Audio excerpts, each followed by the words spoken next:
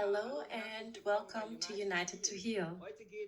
Today my journey goes to America. And we are e-meeting Lisa Berman together today. Hello Lisa. Hello Matthias. It's nice that we can travel over to you, although it's only by Zoom, but that's already something. You wrote to us and said you are a homeopath and also have a long homeopathic history with Andreas Krüger, Mr. Lang, learned in Bad Boll, and have had a practice in Berlin, and that you then went to America. You are also a teacher there at the university and teach there homeopathy, but mainly also Bach Flower Therapy and, yes, connected with the psychosomatic view of illness. That's at least how I understood it, but we'll get to that in a minute. You're an author, you've written books. Your book is called Your Body Reveals, Awaken Your Truth.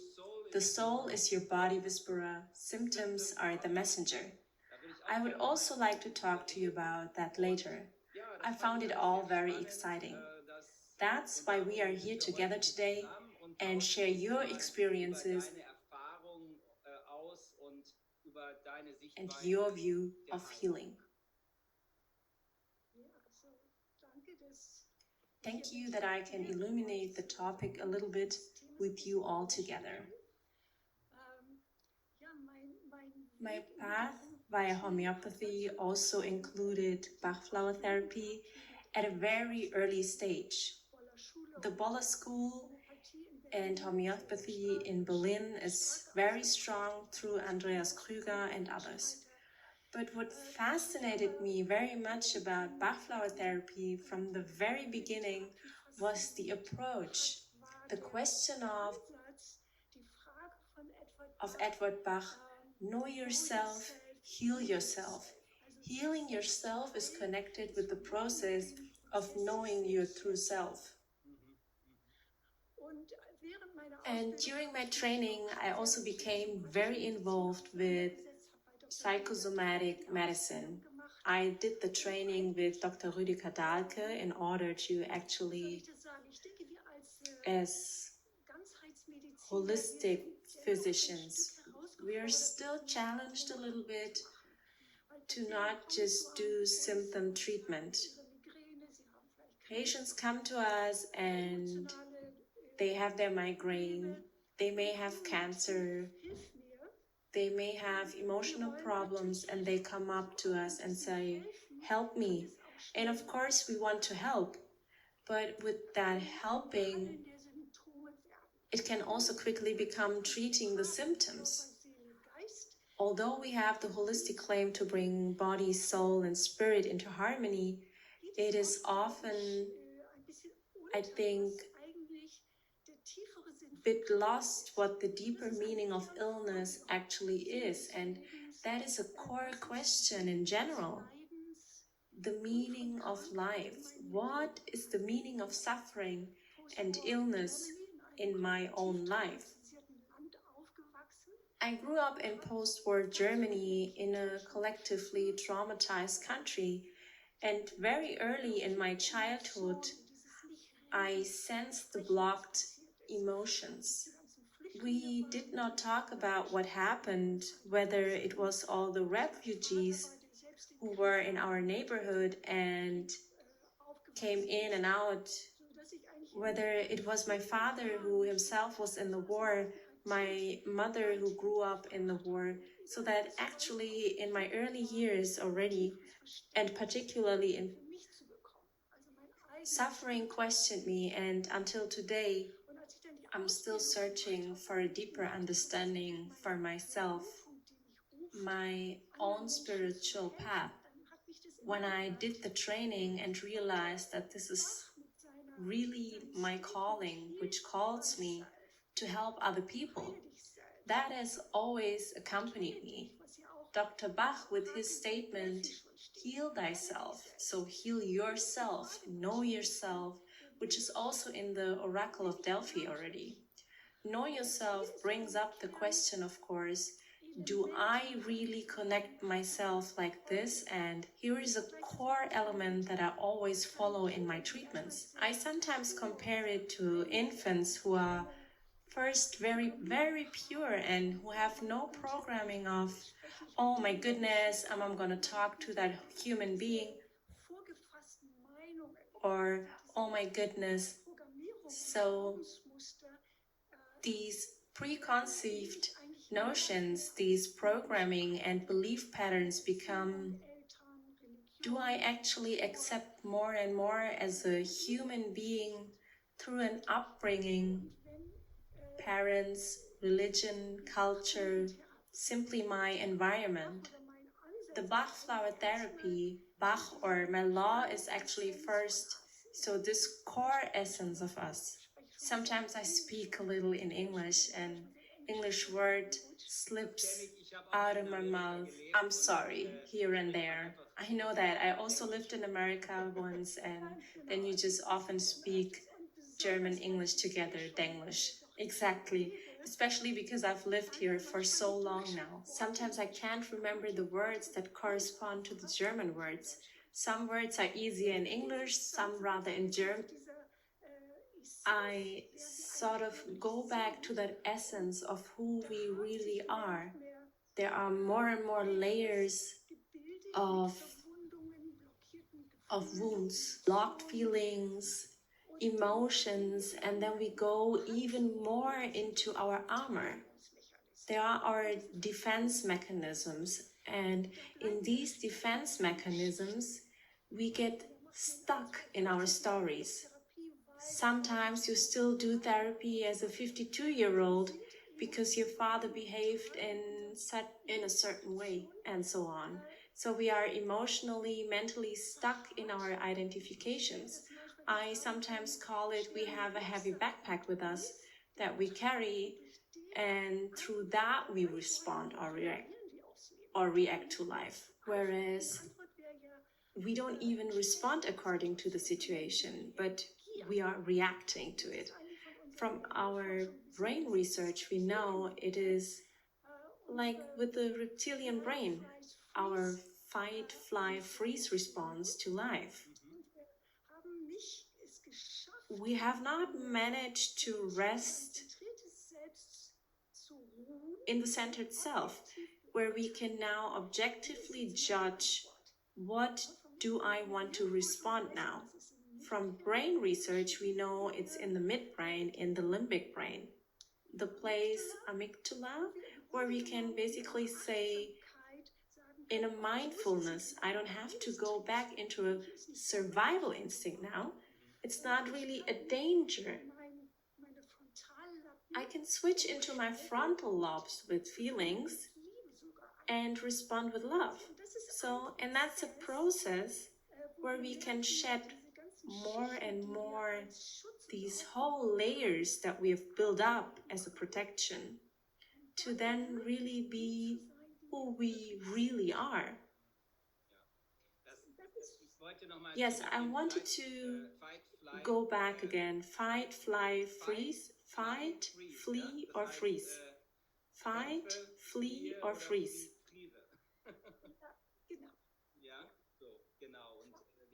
We have the chance to speak, if we are conscious, not to go back into this reptilian behaviors, but we can go into the frontal region where then compassion is positioned more. Empathy, and yes, equanimity probably as well. Yes, exactly. There's our true self, and also with our, everyone also has a very individual expression of why we are here, our purpose.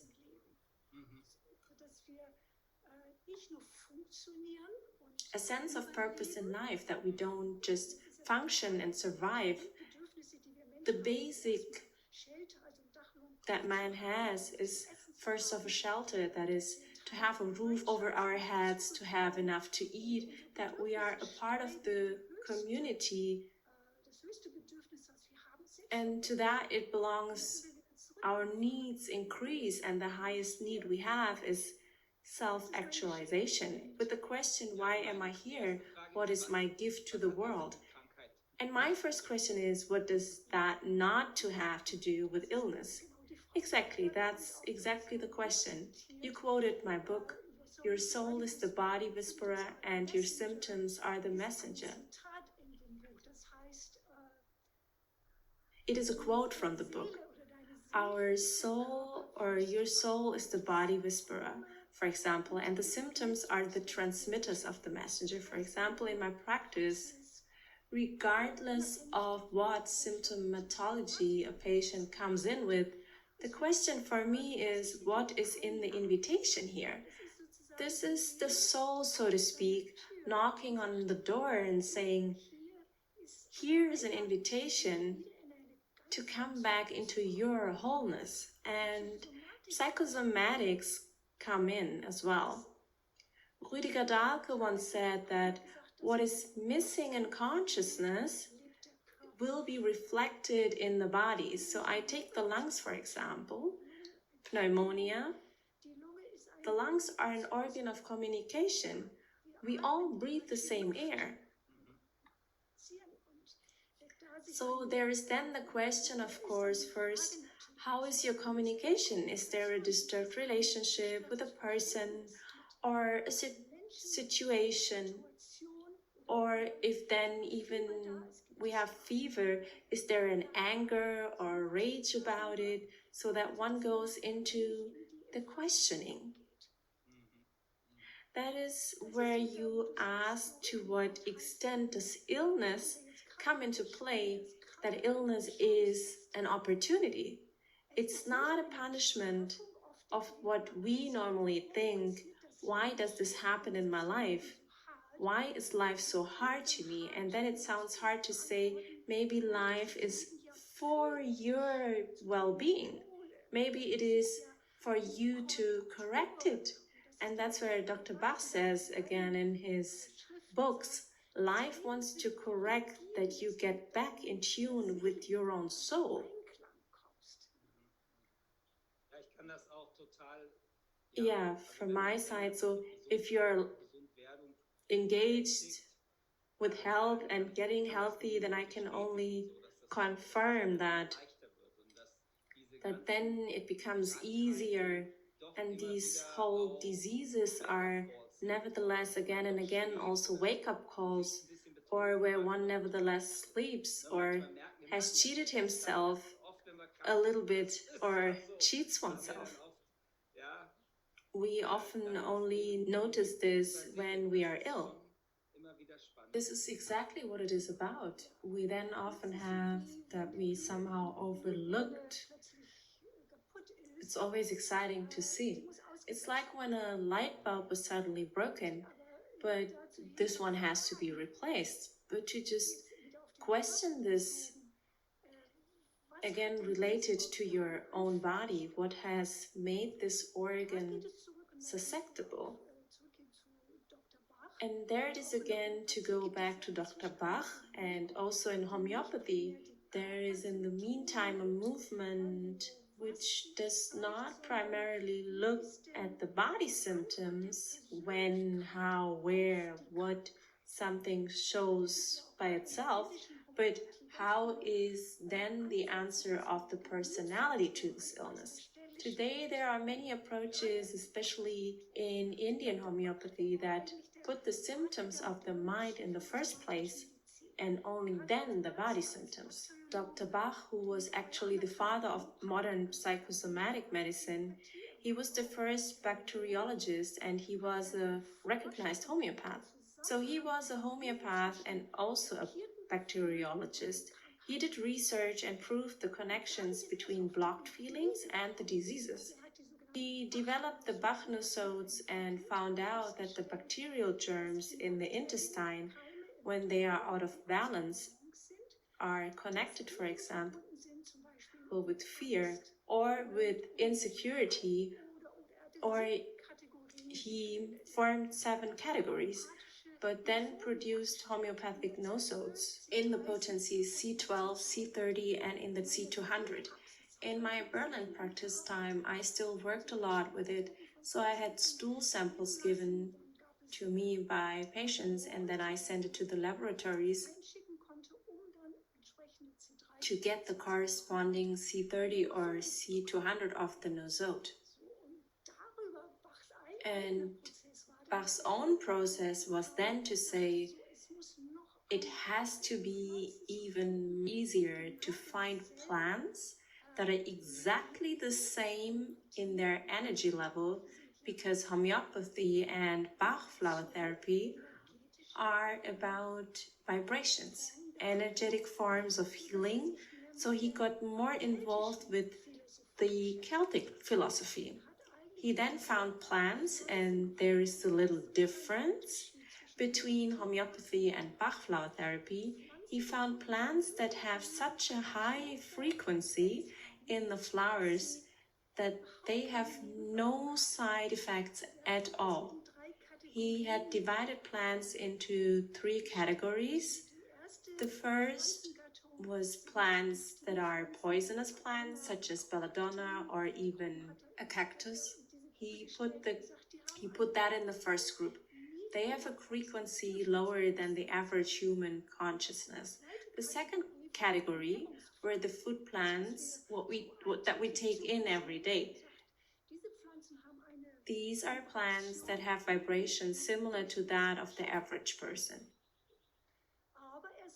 But he still says, for example, if you drink gallons of peppermint tea, you could develop diarrhea from it, or endless lettuce. There is still a residue of a poisonous substance in it. And the highest form are plants that even in the highest quantities do not cause any reaction at all in the body as poisoning. And these flowers, which Bach chose, these are 38 flowers, and he says you could take them in a vast quantity. They will still show no side effect, but they don't have to be potentized, like in homeopathy, where I have Arsenicum album or belladonna, and through the potentization process, I dynamize from the toxic reaction into a healing reaction. So the transformation. An interesting thought. So he says the Bach flowers are in the dilution 240. So if you compare it to homeopathy, there is no material substance in the Bach flowers, but they do not have to be potentized because they already contain such a high frequency within themselves. And he also only took flowers. Yeah, he just took flowers. That's another thought, because he didn't want to take any toxic primary substances because they are medical plants in themselves. He does not go into the mineral kingdom at all, but really stays within the plant kingdom. This is where in the where you can go into the core personality directory of the human being. And there I go back to the psychosomatic medicine. He says, illness arises first in the energy body through blocked feelings. He then divided his Bach flowers into 7 groups. The first group is fear, for example, the question of where the basic trust is missing. Primary trust is transformed into confidence. The second group is called lack of self-confidence. The transformed power is one's own, to come into one's own confidence. The third group is when you are not in the present. That is almost like an initiation path for me. This is a spiritual process to ask yourself, do I rest in the trust of life? Do I trust myself? The third group, am I completely in the present? A very important key where quite a lot of spiritual directions always point out, because We are always in the future and in the past and not here in the present. The next group in the Bach flowers is that to stay within the heart quality, the power of heart and about the power of it, to develop a feeling of being just one. So it actually goes more and more into the spiritual themes.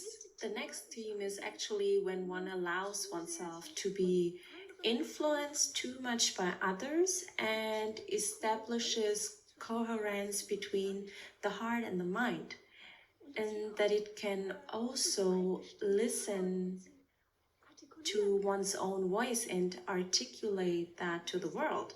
The next group, as I said, there are 7 in total. The 6th group is when one is particularly despondent and despairing. You can transform this into gratitude, which requires a great deal of heartfelt generosity. Let's imagine right now with COVID-19, I've lost my job, maybe I've lost a loved one. The whole world situation is in upheaval. Everything is in upheaval. I can feel a strength within me that also feels gratitude. Perhaps I can also accept what is happening around me. And there remains just this challenge to also accept and not to fall into deepest depressions, into senselessness. It's a very powerful message that he has here. And the last 7th group is actually overcommitment. We healers have that a lot. We want to heal the world, or where he says less is more. This is about serving. So also all great politicians, this ego-driven, I want to have power. Or do I serve the people? Do I serve the patient? It's not about the ego, but selflessness. Selfless serving. Serve is the appropriate word for me, I think, towards life and towards the other. And these themes by themselves, they have so fascinated me on my own spiritual path, and Bach has categorized this and says it's actually about our core personality to heal them and express them fully. This sounds so beautiful. I don't even know if it's spirituality or if we can say it's just the needs of life. So that which actually always drives us around, consciously or unconsciously. These are topics that all of them are raging within me, and they are all issues that I know, and I think everybody knows them. It sounds so beautiful and it sounds so whole, so perfect. And my question is then, how does that relate to healing spiritually, physically, mentally? How does that affect the body? Within my counseling that I do, it is based very much on this questioning with the patient. I feel perhaps more like a midwife next. I do a lot of Skype or Zoom sessions with my patients. So then it's also possible to question with the patients. I can only say that it is very important to listen empathetically. I can only recommend to every practitioner to learn the virtue of listening and not to go immediately into a mode of recommendation. I have to do something, although that's our instinct that we want to help, but we should first listen, because most patients have a need to be listened to. We have forgotten how to listen. In the family and everywhere, people don't really listen anymore. When I look at politics or at all, there's no listening and certainly no more empathetic listening, and not getting into the head of wanting to solve it right away, giving tips right away and so on, and what to do. I believe the wisdom and the knowledge is in every patient. So when I listen, I already get many ways where the patient actually already shows me, such as a compass, a direction, and then I help the patient through deepening questions to recognize themselves, and that is one pillar. And of course, whether it is homeopathy or Bach flower therapy or phototherapy, sometimes I do meditation with the patient, also healing visualization, that a patient really also energetically gets a new sense of themselves. So also the patients with anxiety, every person, I just include myself in there. When I have symptoms, I first want to say, oh no, I don't want this. How can I get rid of this very fast? I want this to be gone. Give me a pill. And if we look at the world situation with COVID-19, this is already a militaristic approach. There is the enemy that has to be killed. Vaccination is the choice now. As well as a holistic physician, we tend not to go there, but rather to ask, how can we strengthen the immune system? What is that what makes the body receptive? And then that's the next question with the client. What happened in your life that the body had to develop these symptoms? And sometimes I also get the answer, it's the genes. My mother had breast cancer, for example, or all of our female ancestors had problems with it. Now we know today from modern genetic research, especially from epigenetics, they are somewhat given, so to speak, but it is up to us whether they switch on or off, and that has been established. One has already made quite a lot of experiments, also with, for example, identical twins. They have breast cancer genes, for example. They were very identical as children. Then they got married, moved to other cities. One got breast cancer and the other did not. That was researched. What caused the disease in one of them? The result was that we are really so shaped by our own thoughts and emotions and how we are shaped by life that then the gene can turn on or not. That is it which gives the power back to the patient, and that's a completely different approach then. And how can I empower the patient? Great.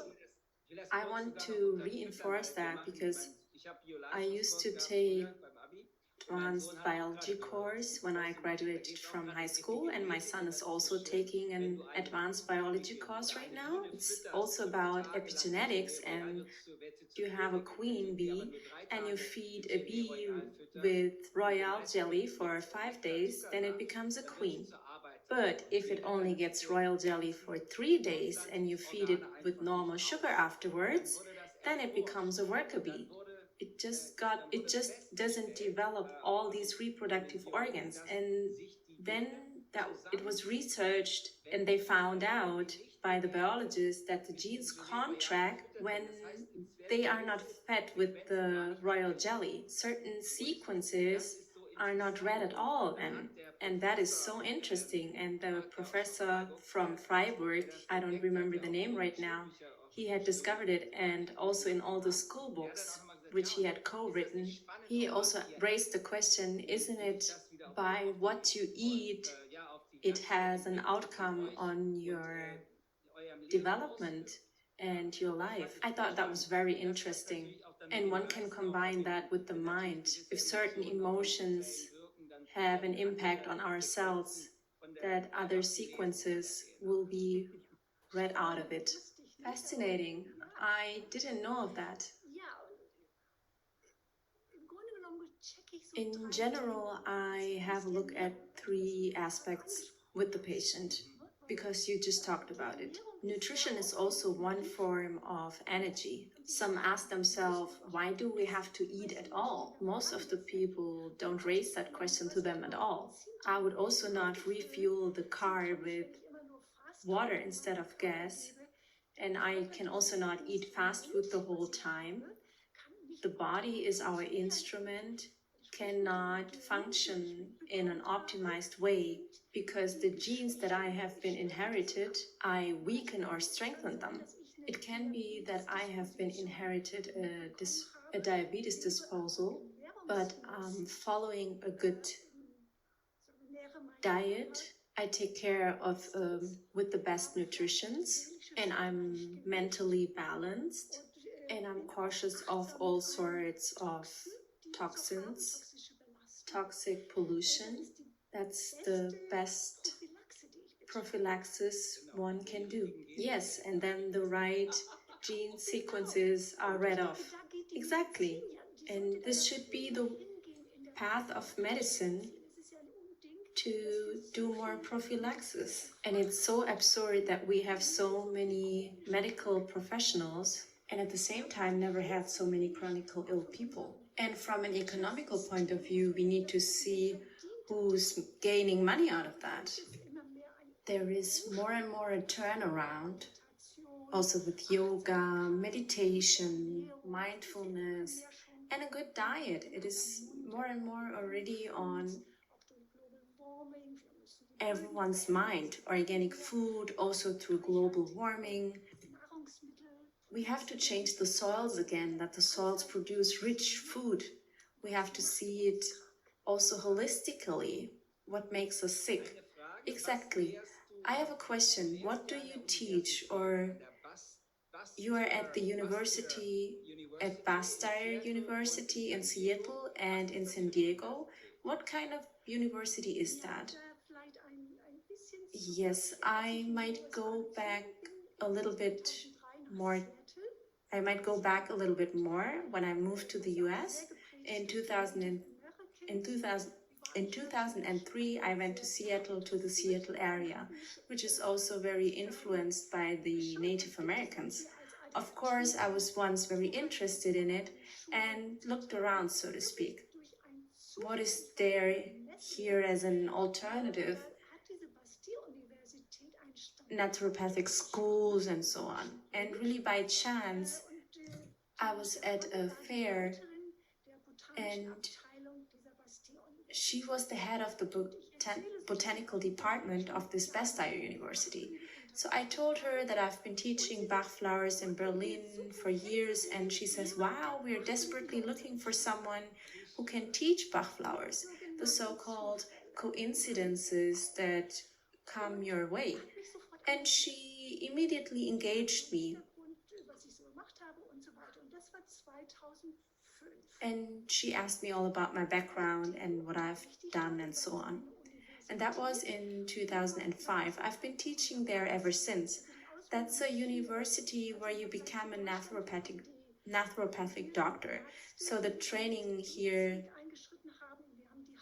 as compared to Germany, we have the licensed physicians who have taken the university route. We have the naturopathic doctors in America. We also have the medical doctors who are comparable to the doctors in Germany. And we have the ND, the naturopathic doctors, who take a naturopathic degree at the university, corresponding to the university degree of a conventional doctor. This university has a 4 to 5 years course, depending on how intensively you study, with all the basic subjects of anatomy, pathology, physiology, but then of course all the natural medicine, TCM, traditional Chinese medicine, homeopathy, very strong botanical subjects, herbal medicine. And within herbal medicine, I then teach Bach flower therapy, but combined with psychosomatic medicine. So the students are learning. I love to be a teacher there. While it is a 3 months course, once in a year, so for 3 months I teach once a week, and these students are from early 20s to late 40s, and they're so open to see this perspective that illness can be seen energetically, that it's not just about getting rid of symptoms,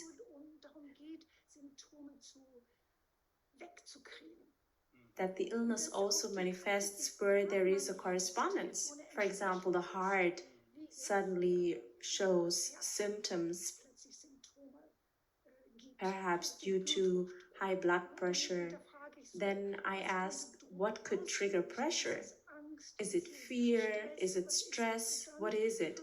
And then the connection, Bach flowers could then transform this symptomatology exactly there into its potential. It's always about transformation, blocked condition, transforming into the potential. And then do you combine the different methods with each other, or do you always look at what you use depending on the person, or how do you combine? How do you do it? At the university or in my practice? Yes, maybe both. At the university, it is really purely the Bach flower therapy with the psychosomatic medicine. Here in my practice, I actually combine. I feel a bit intuitively what the patient needs. Sometimes it's really good to see what the patient needs or to recommend a tea. Sometimes it's good to change the diet. Sometimes it's good to really get someone to do disciplined exercising. Yes, I think that's very important. Or I have a patient right now who can't sleep, and it's really about him developing mindful techniques, meditation techniques, breathing techniques, and that will help him to come back to his calm mind. There is a young person who is just 25 and can't sleep. He's studying and his mind can't switch off. Yes, that happens quite often with the cell phones. When we look at it with the cell phones in the evenings, I also got into such a state once where I thought, oh, I have to pay attention. I have such a self-control, but I can totally understand what you're talking about. And now everything is through Zoom. The students, they listen to the lectures all the day via Zoom. That again is very head heavy. The young man I recommended, please go jogging every day. You have to get back into your body. The energy accumulates here. And then of course I choose a Bach flower mixture that also helps to calm down again. Good, that's very nice. One question, or let's say I have two more questions. What are we actually suffering from collectively now? If we consider now Edward Bach and everything what you had said, what would you prescribe to the world right now, to this corona and to all these fears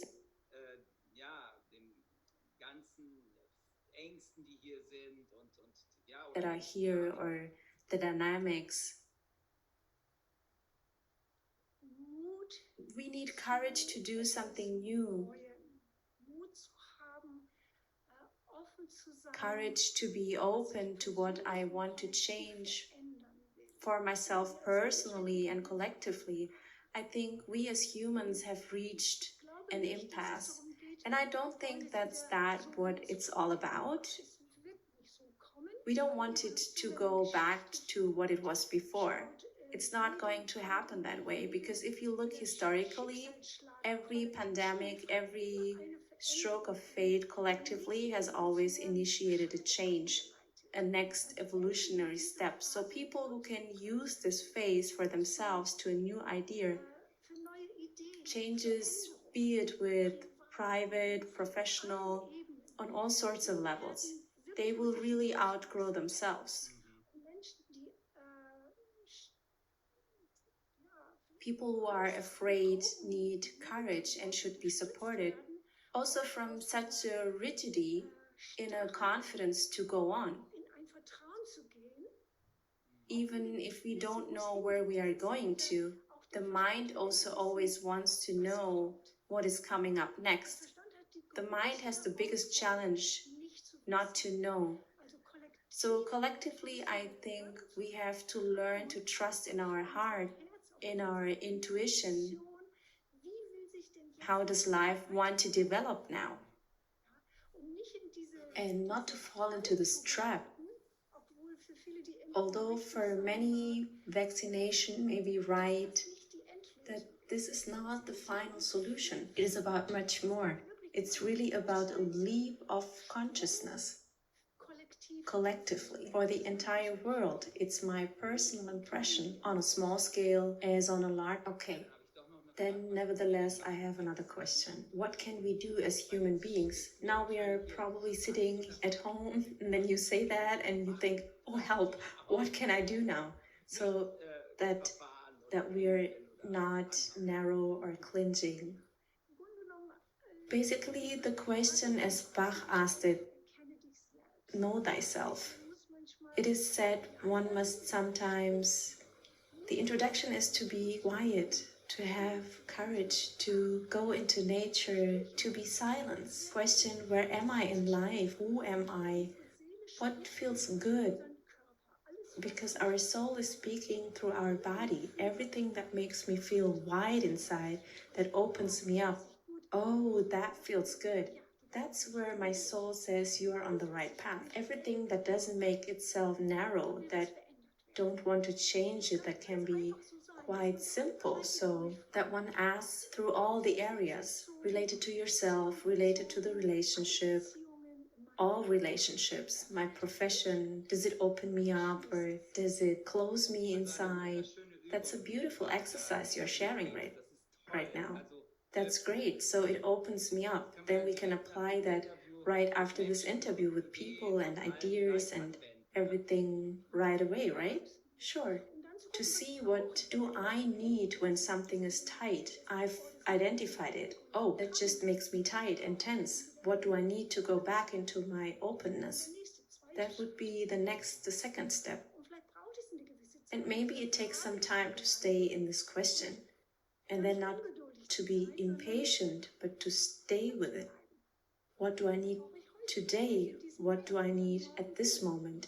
And then to look again tomorrow, what do I need today? These are perhaps the small moments, perhaps also very simple. Today I need a walk to let the sun shine in or to be happy about the first flowers. It is often also within the small things, or is it really a smile for myself or to say, all for myself, I'm actually just okay. Thank you, thank you, thank you. We know gratitude is one of the highest frequencies we have. So there again, like we do in Hawaiian, Ho'oponopono. Also, I see the divine in me. I see the divine in the other. And to be able to say this, thank you, again and again for the little simple things in life. And then again, I recognize myself. Do I only recognize myself when I have peace and success and money? It's not about that. Many people who are so rich are depressive, take drugs or whatsoever. And poor countries are the happiest people. So happiness and contentment is something that is independent of external factors. Of course, we want to have the basic needs satisfied, as I said earlier, a roof over our heads, enough to eat. That should actually, our politicians should have that goal at first, that the people have these basic needs all covered. Sorry, I may have rambled a bit. No, I think that's essential because that would be my final question. Our Congress has the motto humanity. And I thought that was a very nice invitation. What does that mean to you? I think it's something that everyone should ask themselves. What does it mean for me to be human? So I read as a human being, feel that I love the contact with other, regardless of religion, gender, race, culture. There are people sometimes, I do not speak their language and I just feel their hearts and I feel like I just want to hug them or send them a smile. That is humanity for me. and also that we are a human family, one human family. Under the skin and all the superficialities, we are all the same with the same needs. And to recognize that, so to feel this empathy, this compassion, not intellectually just understanding, but feeling it, and then aligning my life with that, that's humanity for me. Thank you very much. This beautiful interview. It is a very big enrichment for all of us, also very human. Thank you very much. Yes, with pleasure, with pleasure. Thank you for inviting me.